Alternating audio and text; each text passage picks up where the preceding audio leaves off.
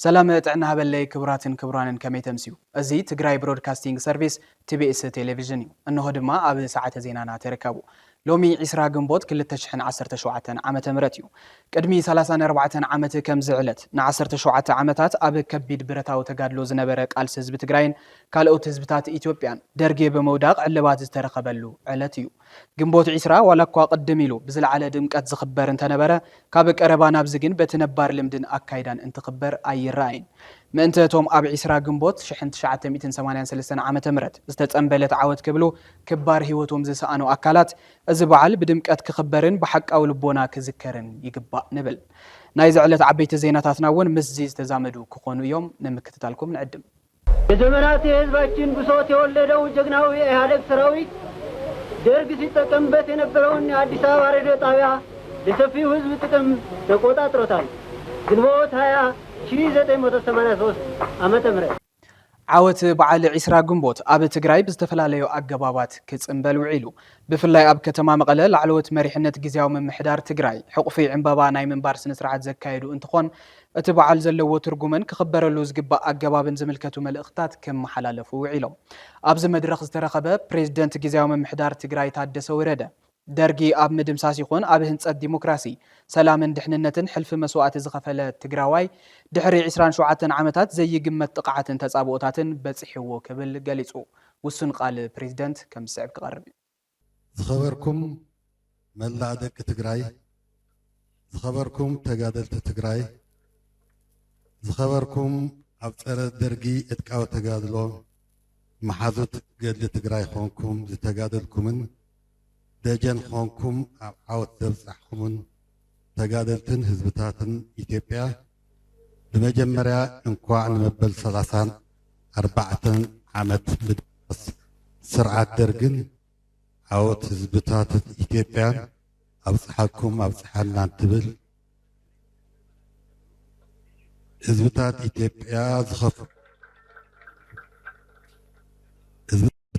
زخفلوا بحفشة حزب تجراي دما بفلي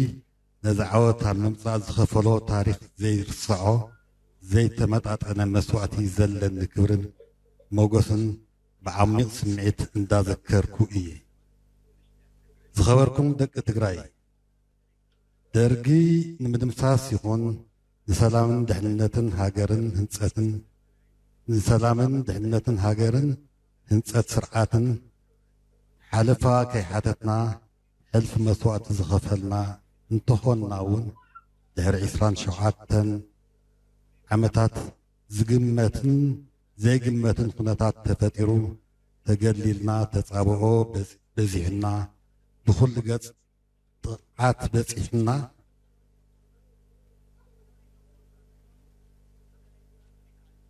أب هاجر يكون أب تجراي منبار زين خلالوح هلونا نا أب حدقا زعاتو اللو تسألمات كزي تفتيرو أب تاريخنا قد يمزي فدلت كل مداك سارا بزيحنا إيو بتي طقعات زبزحنا قدعات زخفلنا إيو واغان زبزحنا سنبراتن كنشكم نقدر تخوننا ون صارنا كالهزبي عاد خوينا زمكتنا زخفنا هندونا طقعات حديثنا أبزي تنصارنا يسلام كزيدت هنانا نابزي زبطنا كور هيوتهم زحلفو سماعتات من صدرهم مدعات أكال تقادر من صدرهم كم أون ترد مسوعتن مقدعتن زخونو أبالات سراويتن سلطونو أبزي علات زلن كبرن موقسن كي قلبتو كحلف أي كبر خبركم حزبتات تجراي صباح سمعت بريتوريا أو صباح سمعت سممع بريتوريا أو تقاطروا كل عامات أو وشتنا زتفترة بوليتيكا وقلول أصيبو أو زخفة من حداراوي محبراوي إيكونوميون ستاون قدولا أتنا أو كبي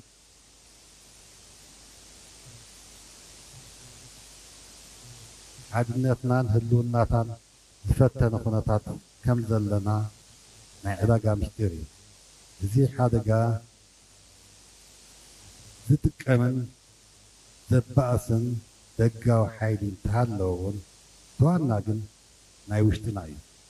ናይ ውሽጥና ሽግር ድማ ፖለቲካዊ ስለ ዝኾነ ካብ ፈለምኡ ይኹን ሕዚ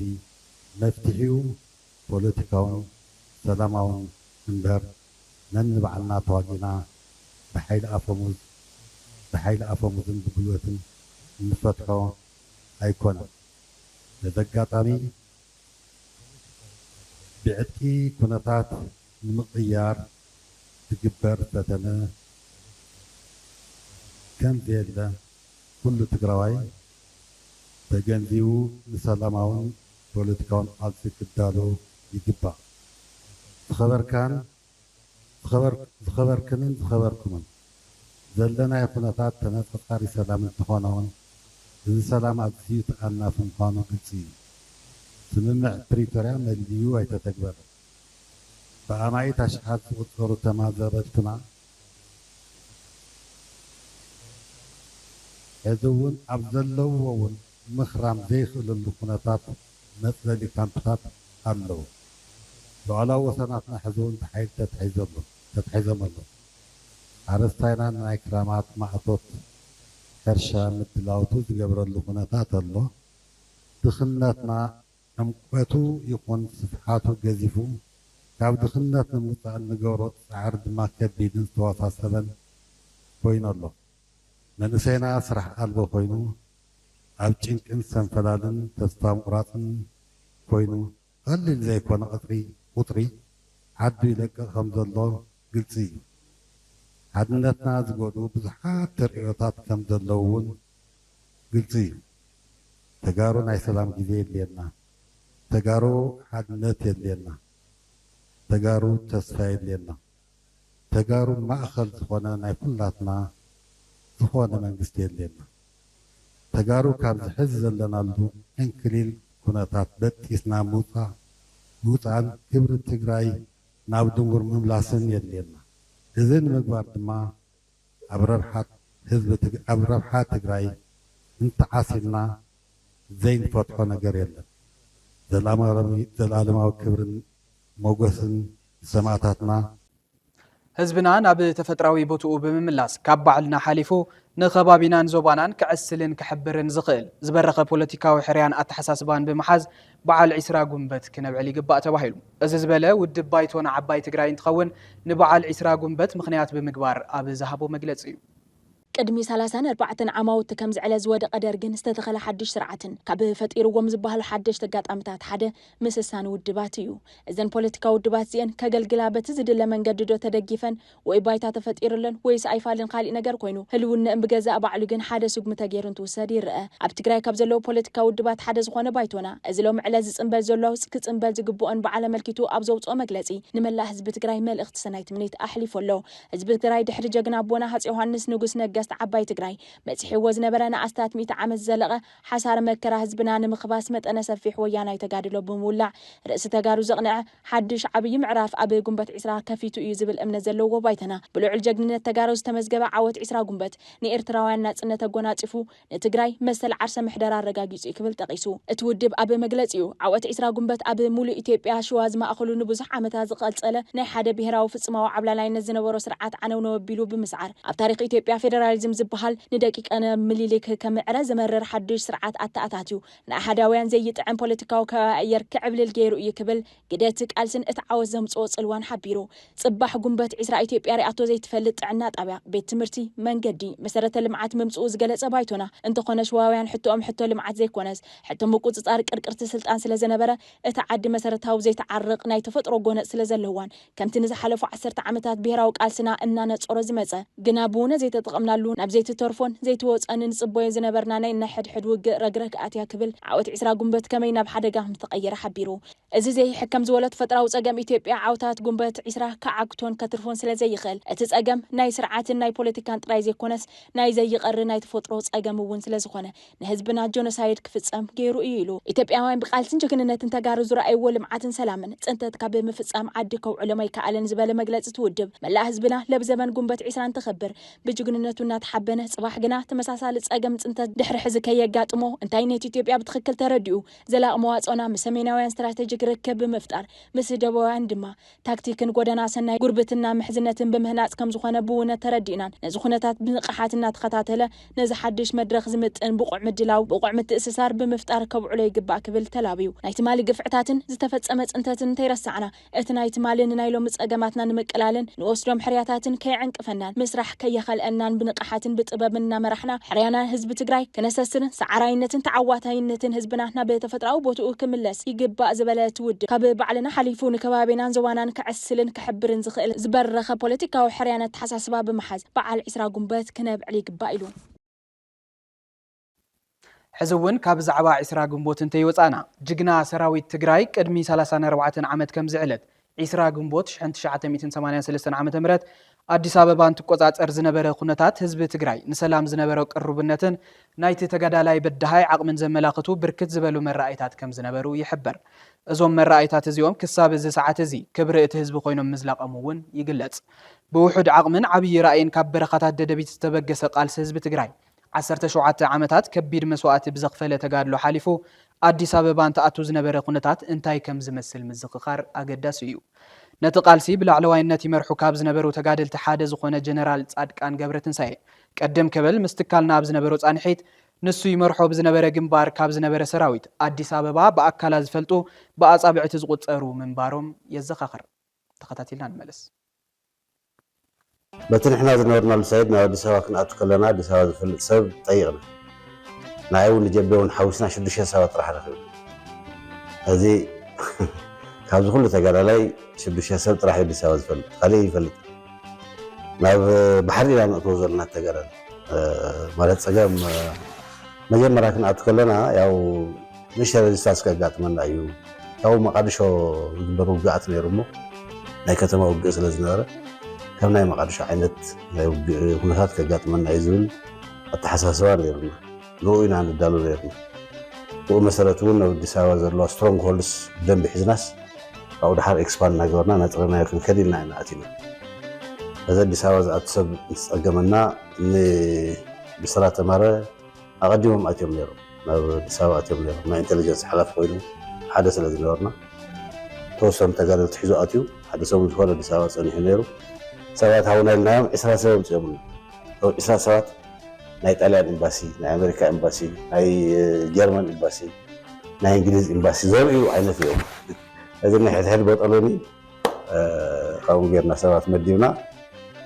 ኣቲና ናብቲ ኣሽሙ ሓናፍታ ካራ ዝብለካ ዘለኹ ቦታ ነርና ምስ ጀቤ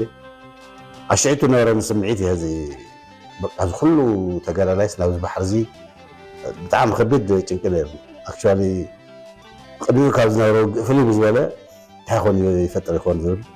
ኣብዚ ድማ ኣቲና ክንተርፍ ወይስ ብደንቢ ንወፂና ዝብል ጭንቂ ነይሩኒ ጀቤውን ዘሰም ጭንቂ ዝነበሮ ይመስለኒ ሓር ብሓፂር ግዜ ተኣሽሙ ተወዲኡ በዘይካ ካብ ቤተ መንግስት ነንምግበ ዘጋጠመቶም ንወደ ሸብር እውን ካብ ምስከረዳዋይ ክኸድ ከሎ ማእኸል ጥቃ ሂልተን ገለመለ ታንክታት ተጋጢመንኦም ነይረ እተን ታንክታት ተቃፂሎም ምግቦውን ንየ ዝነበረ ሬዚስታንስ ሓሊፎም ካብ ቦታ ተቋፂሮም ድሓር ካብኡ ናብ ከተማ ክንኣቱ ከለና እቲ ሰብ ቆፅሊ ሒዙ ኣብ መንገዲ ተሰሊፉ ከምዚ በቃ ሰላም የለና ክሻብ እዚ ሕልሚ መሲሉ ዝረአየና ማለት ዝኩሉ ፀገም ን17 ዓመት ቃልሲ ሞዝ ዘይንፈልጦ ሓድሽ ባሕሪ ንሕና ተምሃሮ ኮይና ንፈልጦ ኢና ካልእ ሰብ ይፈልጦን ከምኡ ዓይነት ሪኣክሽን ብጣዕሚ ይገርመኒ ሓረ ቦሌ ተራኺብና ተዘራሪብና እንታይ ንግበር ኢልና ኣለም ሰገርገር ኣምላኽ እውን ምስ ሓይሎም ነይሩ ካብኡ ያው ቦታ ንሓዚልና ዝሓሸ ቦታ ኢሉ ከም ብስራት ናብ ሓደ ቦታ ወሲድና መሃንዲስ ዝበሃል ናይ ሜክሲኮ ዝነበረ ኣብኡ ተዋና ስራሕና ብቐጥታ ምስ መለስ ንምርካብ ኢለ ብቴሌፎን anyway ኣብኡ ሓሳብ ተኸፋፊልና ግዛዕና ያው ቀልጢፍና ናብ ስራሕ ኣቲና ተጋዳላይ ብጣዕሚ ዲስፕሊን ዲ ነይሩ ከምዚና ኣና ተኣሽሙ ጌርና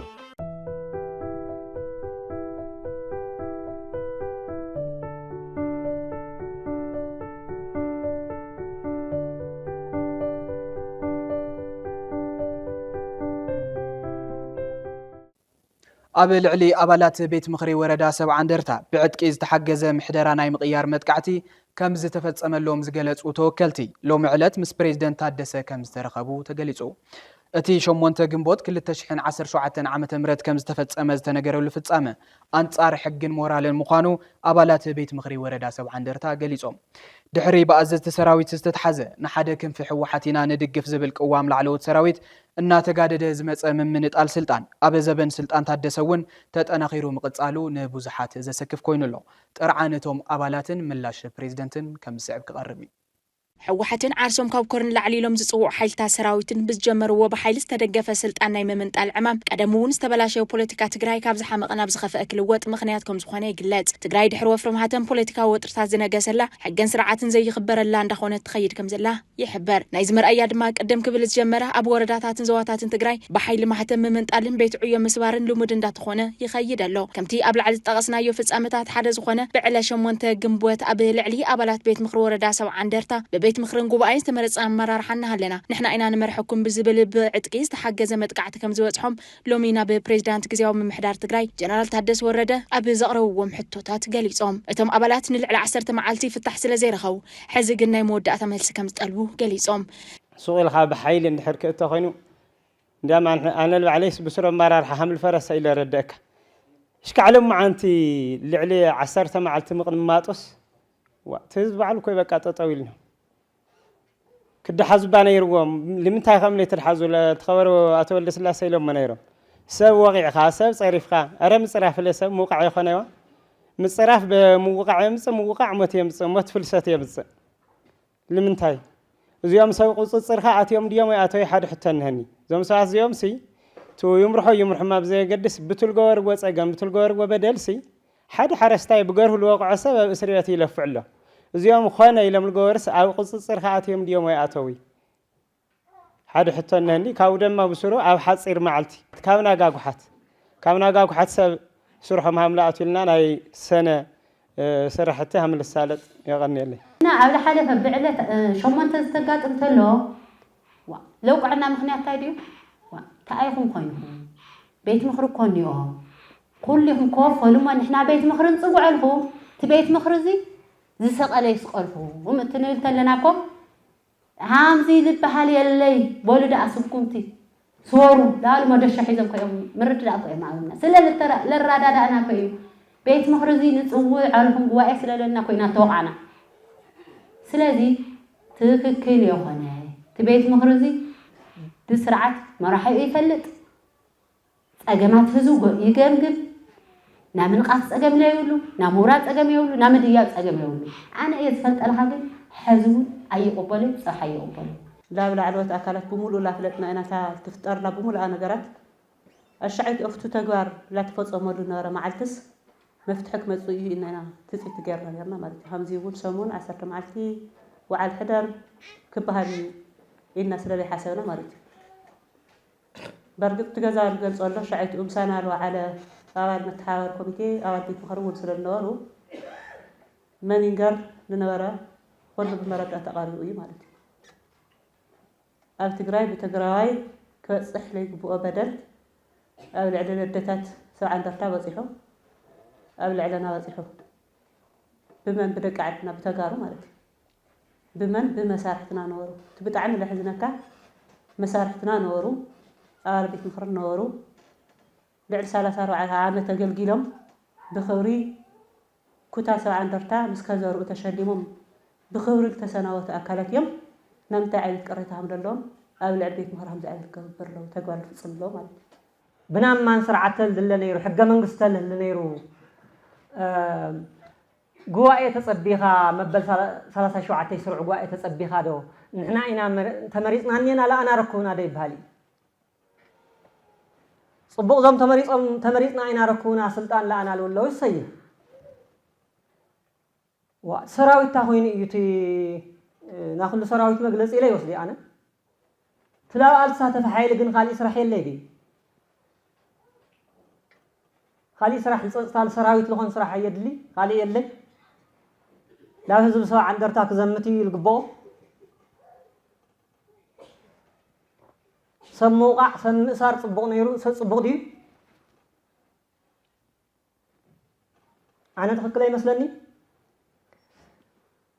كم ساعة عندرتا تقرأي كتبتن دلم مرار حايكون هزبي اللي بمن عينه كن حبري لنا ويوكاني إسنا كم تقرأي ويوني إسنا كن حبر لا حدا كن مسئي لنا قال مرحتنا أول قال واي دلاي خان دحر غير خاص ندحر دلاي خا غير خاص بدحري حدا نكون نابيت صحفة تقول في الله سبرخا ناي بيت مخر السلطان لا دهاسخا هاميلي حدا الخون نتم زقروا حتاتات مسرت بمقبارن قدم يلون بزتأكب مردأتاتات وسانه كم زوهاب زقلص بريزيدنت جنرال تادس ورده بتوسخي كاب بيت مخر وصا زغبره مرار حمشا من ملعلن حقن سرعاتن زطحس እዩ كبل حبيرو وردا ማለት ወረዳ እንደርታ ወይ ሰው እንደርታ ዝምልከቱ አይ በስሩዕ ጓዩ በቤት ምክሪ ውሳኔዩ ሻውት ማሉና ዘብነር ህዚ ውሳኔ እንዳልኩኝ ውሳኔ እንዳልኩኝ ጥንቃቄ ተማለ እንዳራዩን አይ ጌጋይ ዘይባልን ኮነሎ ካውዚ በመጋስ ተሳሪ ተወደነሩ ሞዳታ ተርፈት ድማ ተመሪ ጸብዮም ወይ ተመረጸን ዝብል በኸምዚ كسارة زي تخاله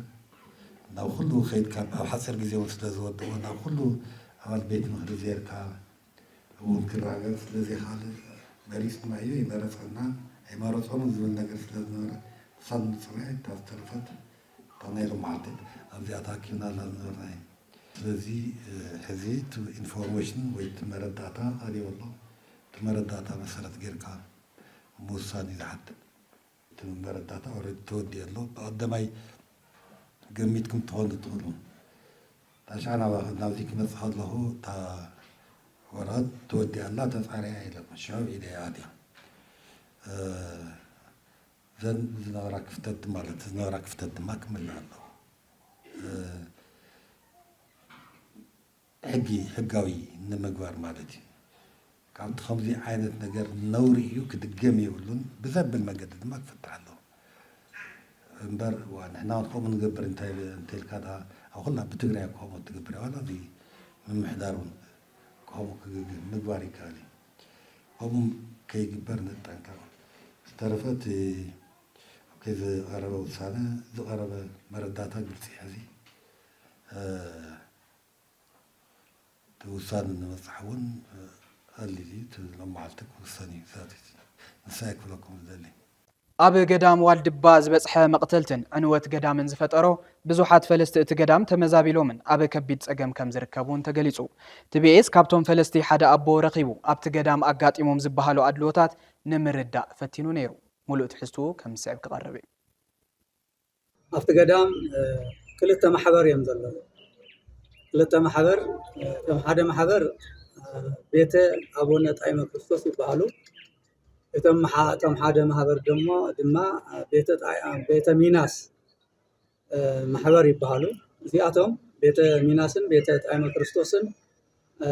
ኣብ ዋልድባ ገዳም እዮም ዝነብሩ ክልቲኦም ማሕበር ስለዚ እቶም እንዳባ ሚናስ ዘለው ማሕበር ነቶም እንዳባ ጣዕማ ክርስቶስ መብዛሕትኦም እቶም እንዳባ ጣዕማ ክርስቶስ መብዛሕትኦም ተጋሩ ስለ ዝኾኑ ምናልባት ሕልፍ ኢሎም ሆነ መሓሩ ኣለዎም ይመፍቱ ማሕበሮም ግን ካልኦት እውን ኣለው እዮም እቶም ቅድሚ ሕዚ ዘፈናቐልዎም እቶም ቅድሚ ሕዚ ዝቐተልዎም እቶም ቅድሚ ሕዚ ገዝኦም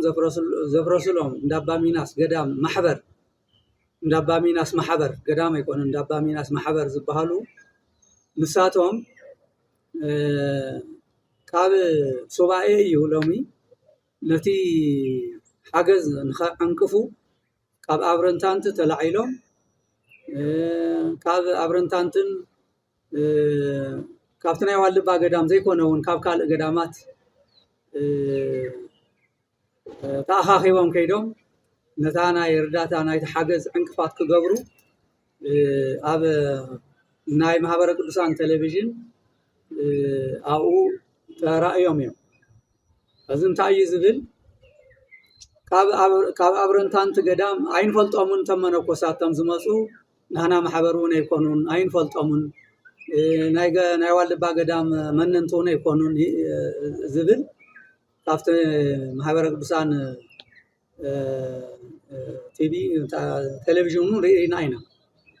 በቲ ሓደ ገጽ ደግሞ ኣይንፈልጦምን እናበሉ ካብ ኣብረንታንቲ ገዳም ኣብ ሱባኤ መዓልቲ ሱባኤ ኣቋሪጾም ካብቲ ገዳም ካብ ኣብረንታንቲ መጺኦም ንኣዲስ ኣበባ ኣትዮም ንቕርሺ ክብሉ ንሓገዝ ክብሉ ሱባኤ ኣቋሪጾም መጺኦም ደሞ ይብል እዚ ክልቲኡ ሓሶት እዩ ናይ ብሓቂ ከምኡ ክግበር ከይግባእ ድዩ ነይሩ ዝብል ብጣዕሚ ይሕምም ናይ ኢትዮጵያ ቤተክርስትያን እውን መዳለዊት ምዃና ንባዕሉ እቲ ናይ ማሕበረ ቅዱሳን ሚድያ እውን ንባዕሉ መዳለዊ ምዃኑ ንክልቲኦም ኣቕሪቡ ከዘራርቦም ዝግባእ ጥራሕ እንዳ ኣባ ሚናስ ማሕበር ኣቕሪቡ ከምኡ ዝበሃል ፈላሲ የለን ወይም ዝለኣኽናዮ ፈለስቲ የለውን ኢሎም ክዛረቡ ነቲኦምን ከቕርብዎም ይግባእ ነይሩ ግን መዳለዊ ቲቪ እውን ስለ ዝኾነ መዳለዊ ማሕበር እውን ስለ ዝኾነ ንሱ እውን ንዓኣቶም ኣዳልዩ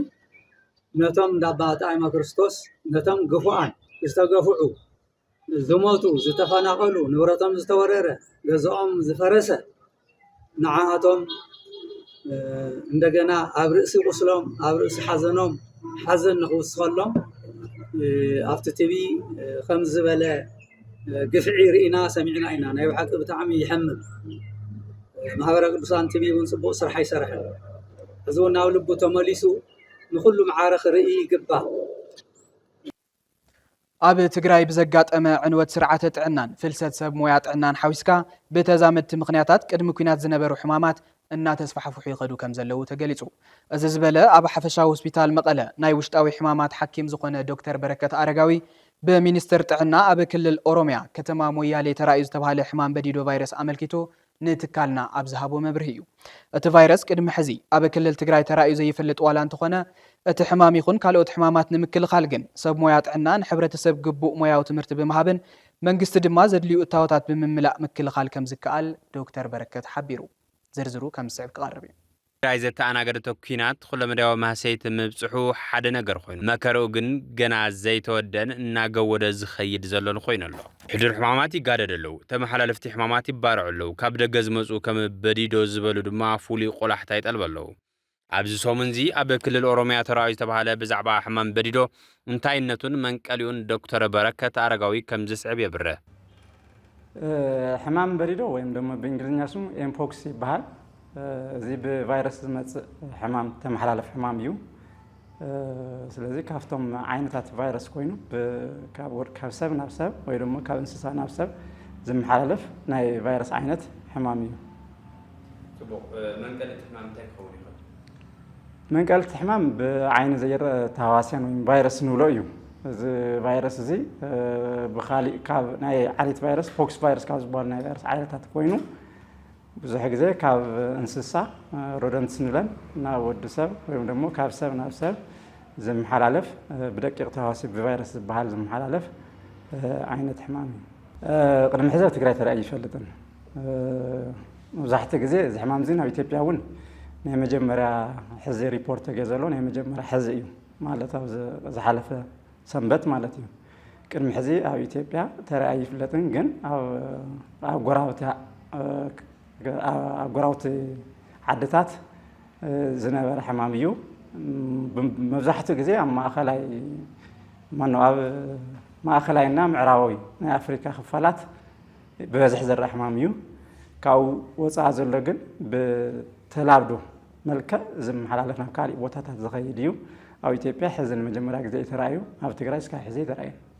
መከላኸሊ መንገድታት እቲ ሕማም ድማ ይብል ዶክተር በረከት አረጋዊ هو مجمرة مكلا منقد مفلات تناي متحلال منقد مفلات بتام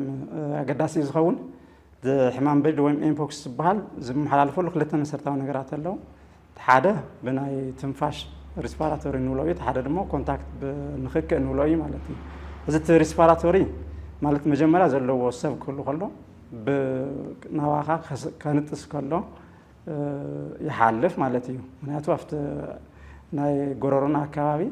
الفيروس بزحس لزهلو أو زحازو سب كاو بتنفاس السو بيكون تزنتاس ناي نتاس تنفاس زي كونست ድሮፕሌትስ ንብሎም ባቶም ናብ ካሊእ ሰብ ክሓልፍ ይኽእል እዩ ተኻላይ መሓላለፊ መንገዱ ግን ኮንታክት ባል ከሎ ብዙሕ ግዜ እቲ ሕማም ዝሓዘ ሰብ ኣብ ሰውነቱ ዝወፁ ዕንፍራት ኣለዉ ማይ ዝመስሉ ዕንፍራት ድሓር መግሊ ዝቋፅሩ ዕንፍራት እዞም ማይ ዝመስሉ ወይ መግሊ ዝቋፅሩ ዕንፍራት ብበዝሒ እቲ ቫይረስ ዝሓዙ እዮም ስለዚ ንሳቶም ዝነኽአ ኣካል ተነኺእኻዮ ስኻ ነቶም ቫይረስ ቀጥታ ባእኻ ብቐጥታ ንኽክእ ይመሓላለፍ ካሊእ ብበዝሒ ካሊእ ዝረአ ዘሎ ናይ መተሓላለፊ መንገዲ ደሞ ኣብ መንጎ ፆታዊ ርክብ ኣብ መንጎ ወዲ ተባዕትዮ ኣብ መንጎ ክልተ ደቂ ተባዕትዮ ሆሞሴክሹዋል ንብሎ ዓይነት ርክብ ሓደ ዓይነት ፆታዊ ዘለዎም ርክብ ብበዝሒ እናተሓላለፈ ይርከብ ዋና መተሓላለፊ ሒዙን ተባሂሉ ዝሕሰብ ግን ኣብኣቶም እውን እቲ ናይ ንኽክእ ኣብ መንጎ ክልተ ሰባት ዘሎ ንኽክእ ካብቲ ቫይረስ ዘለዎ ናብቲ ቫይረስ ዘይብሉ ብቐጥታ ስለ ዝሓልፍ እዩ ማለት እዩ እቲ ሕማም ንምክልኻል ሕብረተሰብ ጥንቃቐ ክገብርን ሰብ ሞያ ጥዕና ድማ ሞያዊ ምኽሪ ብምሃብን ቢሮ ጥዕና እውን ኣድላይ ናውትታት ሕክምና ብምምላእን እቲ ሕክምና ምዕጋት ከም ዝከኣል ዶክተር በረከት ኣረጋው ገሊጹ ካብ ሕብረተሰብ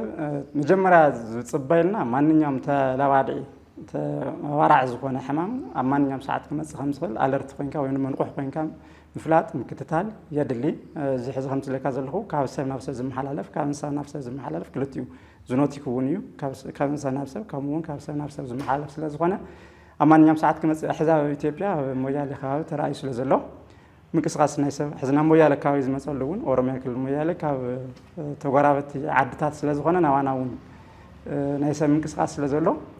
ክመፅእ ከም ዝኽእል ፈሊጥካ እቲ ኣብቲ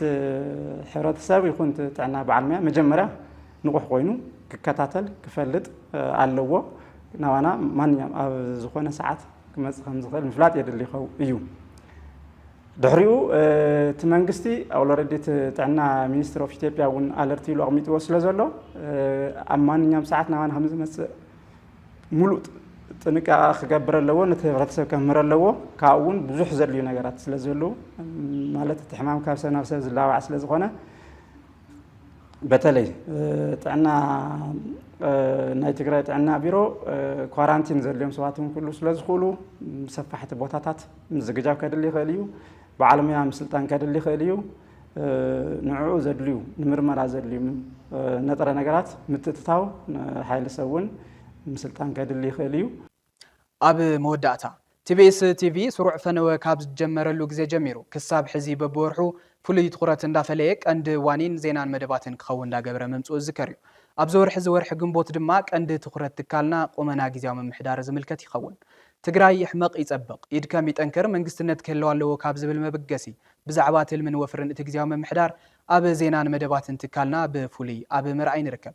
ካብዚ ግዜያዊ ምምሕዳር እዚ ትፅቢት ዝግበሩ ጠለባት ህዝብን ድሌት ብሄራዊ ትካላትን ኣብ እንርእየሉ ናይ ትኹረት ኣንፈትና ድማ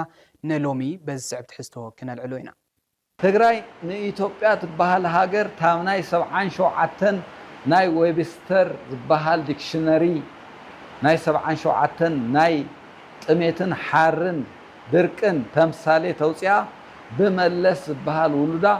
ኣብ G7 ኣብ ጀኔቫ ጠጠው ክትብል ገይራ እያ ትግራይ ኣብቱ መኸተ ጊዜ እንታብ ቆላታት ተንቤን ናብ ኣውሮጳን ደጉዓታት ዋሽንግተን ባንዴራኣ ክውልብለብ ደቃ ኣብ ሓደ ሰሚሮም ኣለናልክ ክብልዎ ገይራ እያ ታወትዮም ክትበሃል ገይራ እያ መን ከይብልዎም እዚኦም ውሑዳት ኮይኖም እንተብቅዑ ብዙሓት ኮይኖም ሰሲኖም ብሓደ ዜማ ብሓደ ርግደት ዘገልገሉ እዮም ተባሃለላ እያ ትግራይ ስለዚ ትግራይ ኣፍቶም ከባቢታት ትፅጎም ተለውን ንኢትዮጵያ እውን እትሓቢራ ንኢትዮጵያውያን እውን እትሓቢራ ላይቤሪያ ዘሚታ እያ ሶማሊያ ሰላም ረጋጊፃ እያ ንሱዳን ሰላም ለቂሓ እያ ትግራይ ኣተሓሳስባኣታ ንኢትዮጵያ ታብ ዝነበረቶ ፀገም እውን ፈልከቲላ ብርሃን ክትርኢ ገይራ እያ ስለዚ ትግራይ ሕዚ በስርያት ንሪኣ ተለና ሽግር ቤታ ሽግር ማጀታ መፍታሕ ኣቢዋት ንሪኣ ተለና ንዑና መስሓ ጓህማማት ኮይና ንብላ ግን ድማ ትግራይ بعلا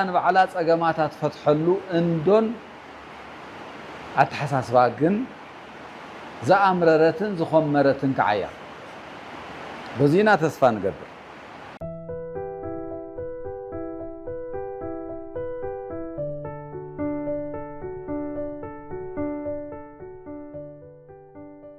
ክብራት ተመልከትና ንሎሚ ዝበልናዮም ዜናታት ኣብዚ ኸንቢትና ኣለና ምስ ዝተረፉ ምድላዋት ትግራይ ብሮድካስቲንግ ሰርቪስ ቲቢኤስ ቴሌቪዥን ሰናይ ጻንሒት ክኾነልኩም ንምነ